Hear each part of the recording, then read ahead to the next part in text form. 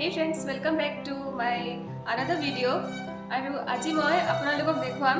সৰু ল'ৰা ছোৱালীৰ যদি দাঁতত কেভিটি হৈ যায় তেতিয়া কিদৰে আমি তাৰ ট্ৰিটমেন্ট কৰো। আহকচোন চাও এই ভিডিঅ'টি আৰু যিয়ে মোৰ চেনেলত নতুন আহিছে please subscribe and follow my FB page.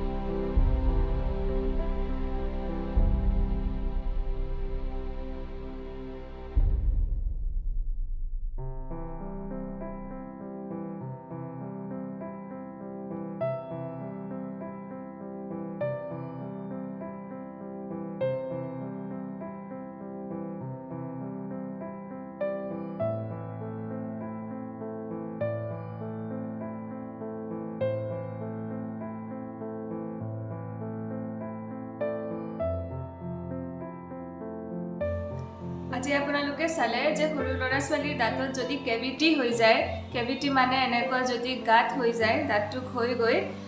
তেতিয়া ডেন্টাল কেৰিজ বুলি কোৱা হয় তেতিয়া আমি এনেকে দাঁতৰ ফিলিং কৰাটো উচিত আৰু এটো কোনো পেইনফুল প্ৰচিডিউৰ নহয় ল'ৰা ছোৱালীয়ে একো অসুবিধা বা তেনেকুৱা বিষ অনুভৱ নকৰে এখিনি গোটেইখিনি কৰোতে গতিকে ভয় খোৱাৰ একো কাৰণ নাই এনেকুৱা অসুবিধা যদি আপোনাৰ ল'ৰা ছোৱালীৰ হয় তেনেহলে ওচৰৰ দন্ত চিকিৎসকৰ পৰামৰ্শ লৈ ট্ৰিটমেন্ট গ্ৰহণ কৰাটো উচিত আশা কৰোঁ মোৰ এই ভিডিঅ'টি চাই আপোনালোক অলপ হ'লেও উপকৃত হ'ব ভিডিঅ'টি চোৱাৰ বাবে ধন্যবাদ আৰু মোৰ চেনেলটি সাবস্ক্ৰাইব কৰিবলৈ নাপাহৰিব আৰু please kindly follow my FB page